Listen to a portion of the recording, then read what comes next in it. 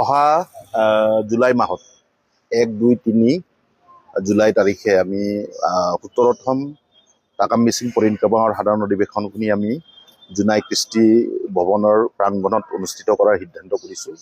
আপোনালোকৰ জৰিয়তে আমি অসমৰ ৰাইজক অৱগত কৰিব বিচাৰিছোঁ যে 2009 চনৰ পাছত মানে সুদীৰ্ঘ 18 বছৰ পাছত আমাৰ জোনাইত আকৌ TMPKৰ সাধাৰণ অধিৱেশন ইয়াতে অনুষ্ঠিত কৰাৰ সিদ্ধান্ত গ্ৰহণ কৰিছে।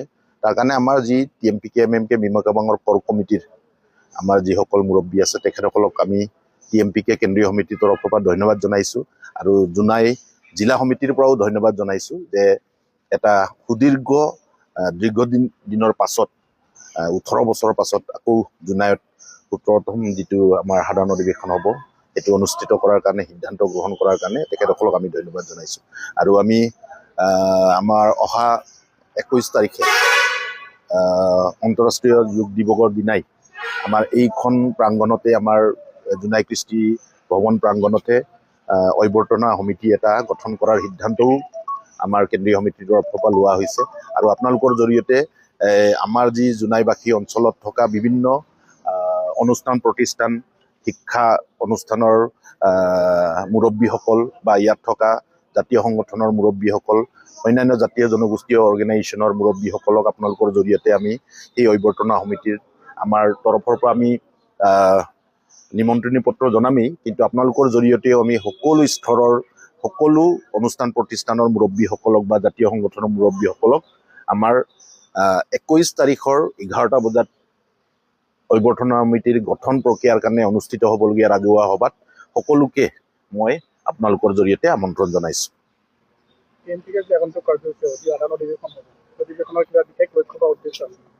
বিশেষ লক্ষ্য বা উদ্দেশ্য নহয়, আমাৰ সাংবিধানিক নীতি অনুযায়ী আমাৰ ডিউৰেশ্যন পাৰ হৈছে আৰু সেই পাৰ হোৱাৰ কাৰণে আমাৰ 2 মাহ পাৰ হৈছে কাৰণে আমি যিটো সংবিধানৰ নিয়ম আছে সেই নিয়মক বাধ্যবাধকতাৰ আমি নিশ্চিতভাৱে তাক অনুষ্ঠিত কৰিব সিদ্ধান্ত গ্ৰহণ কৰিবই লাগিব।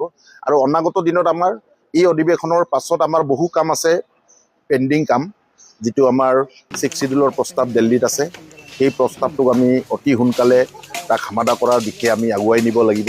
যিহেতুকে অসম চৰকাৰ TMPK আৰু ভাৰত চৰকাৰৰ মাজত যি ট্ৰাইপাৰ্টিক চিটিং হৈছিলে দিল্লীত, সেই চিটিঙৰ পাছত ইণ্টাৰলকিউটৰ নিয়োগ কৰাৰ কথা অমিত শ্বাহজী আমাক অৱগত কৰিছিলে, কিন্তু এতিয়ালৈকে ইণ্টাৰলকিউটৰ নিয়োগ কৰা নাই। অহা কেইদিনমানৰ পাছত আমি অসমৰ মাননীয় মুখ্যমন্ত্ৰীক অৱগত কৰিম যে ইণ্টাৰলকিউটৰ সোনকালে নিয়োগ কৰাৰ কথা তেখেতক আমি অৱগত কৰি তেখেতৰ ওচৰত আমি আলোচনাৰ কাৰণে যাম। আৰু এই অধিৱেশনৰ পাছত আমাৰ আৰু এটা কাম আছে, সেইটোৱে হৈছে মিৰি মিচিং সংশোধনী ব্যৱস্থাৰ প্ৰস্তাৱ অসম চৰকাৰে ইতিমধ্যে ভাৰত চৰকাৰলৈকে প্ৰেৰণ কৰিছিল আৰু সেইটোৰো এটা সুমীমাংসা অহা 6 মাহৰ ভিতৰত হ'ব লাগে। এই অধিৱেশনৰ জৰিয়তে সেই বিষয়বস্তুবোৰো আমাৰ মাজত উত্থাপন হ'ব। আৰু বহু এনে অমীমাংসিত বিষয় আছে যিবোৰ মীমাংসা কৰিব লাগিব, যেনে ধৰক এতিয়া মিছন বসুন্ধৰা 1, 2, 3ৰ জৰিয়তে আমাৰ মানুহবোৰে ম্যাদী পাট্টা পাব লাগে, তাৰ কাৰণে আমি অসম চৰকাৰক ধন্যবাদ জনাইছোঁ। কিন্তু অসম চৰকাৰে কৈছিল যে জনজাতিসকল 50 বিঘা পৰ্যন্তলৈকে পাব পাৰে, কিন্তু এতিয়াৰ যিটো মিছন বসুন্ধৰা 1, 2, 3ত 50 বিঘাটো বাদ দিয়ক 7 বিঘাটোহে পাবলৈ সক্ষম হোৱা নাই ৰাইজে। তো তাক লৈ আমি এটা অসম চৰকাৰৰ ৰেভিনিউ ডিপাৰ্টমেণ্টে নহয়, অসমৰ মাননীয় মুখ্যমন্ত্ৰীক আমি এটা বৈঠক অনুষ্ঠিত কৰি তাৰ মীমাংসা কৰাৰ দিশে আমি লৈ যাব লাগিব। তো সেইটো এটা আমাৰ কাৰণে ডাঙৰ পেণ্ডিং বিষয়। আৰু এটা পেণ্ডিং বিষয় আছে আমাৰ, সেইটোৱে হৈছে লাইকা দতিয়াৰ পুনৰ সংস্থাপনৰ বিষয়টো।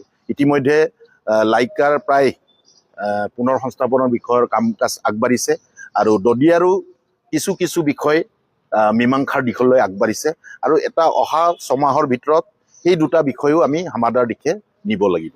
তো আমি ভাবোঁ যে অমীমাংসিত বিষয়সমূহ আমি আমাৰ যিটো সাধাৰণ অধিৱেশনত আমি তাক আলোচনা কৰি মীমাংসাৰ দিশলৈকে লৈ যোৱাৰ কাৰণে আমি সিদ্ধান্ত গ্ৰহণ কৰিম।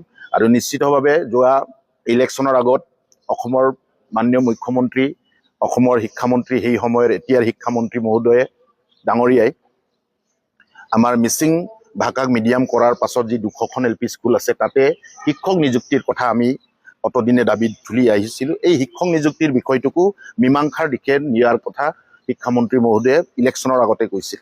আৰু ইতিমধ্যে আমি অৱগত হৈছোঁ যে আমাৰ মাননীয় শিক্ষামন্ত্ৰী ডক্টৰ অনুজ পেগু ডাঙৰীয়াই এই বিষয়টোক মীমাংসাৰ দিশে লৈ যাবৰ কাৰণে আমাৰ সাহিত্য সভাসমূহৰ লগত আলোচনা কৰিছে বুলি আমি অৱগত হৈছোঁ। আমি আপোনালোকৰ জৰিয়তে আমাৰ সাধাৰণ অধিৱেশনৰ প্ৰস্তুতিৰ সময়ত এনে এটা ভাল আমাৰ খবৰে আমাক আনন্দিত কৰিছে। আৰু আমাৰ নতুন প্ৰজন্মৰ যিসকলে স্পেচিয়েল টেটত অংশগ্ৰহণ কৰি শিক্ষক হ'ব বিচৰা আমাৰ বহু যুৱক যুৱতী যিসকলে নিবনুৱা হয় বা এই কি বুলি কয় শিক্ষক হ'ব বিচাৰিছে তেখেতসকলৰ কাৰণে এটা সুখবৰ। আমি আপোনালোকৰ জৰিয়তে এই বিষয়টোকো আমি নিশ্চিতভাৱে আপোনালোকৰ জৰিয়তে আমাৰ নতুন প্ৰজন্মৰ ল'ৰা ছোৱালীসকলক অৱগত পাই সুখী হৈছোঁ। আমি ধন্যবাদ জনাম মাননীয় মুখ্যমন্ত্ৰীক। আমাৰ যিবোৰ পদক্ষেপ আমি 14 দফীয়া দাবীৰ ভিতৰত আছিল তাৰে প্ৰায় 80% দাবী আজিৰ দিনত সমাপ্ত কৰিছে। আৰু যি বিষয়সমূহ অমীমাংসিতভাৱে আছে অহা ইলেকশ্যন সাধাৰণ অধিৱেশনৰ সময়ত এই বিষয়বোৰক আমি ভালকৈ পৰিকল্পিতভাৱে আমি আলোচনা কৰিম আৰু নিশ্চিতভাৱে অসম চৰকাৰ আৰু ভাৰত চৰকাৰৰ লগত আলোচনা কৰি আমাৰ যিবোৰ দুটা বিষয় অমীমাংসিত 6 শিডিউলৰ বিষয়টো আৰু আমাৰ যিটো মিৰি মিচিং অটোনমাছ কাউন্সিলৰ কথা বিষয়টো হ'ল কি মীমাংসাৰ দিশে দুটা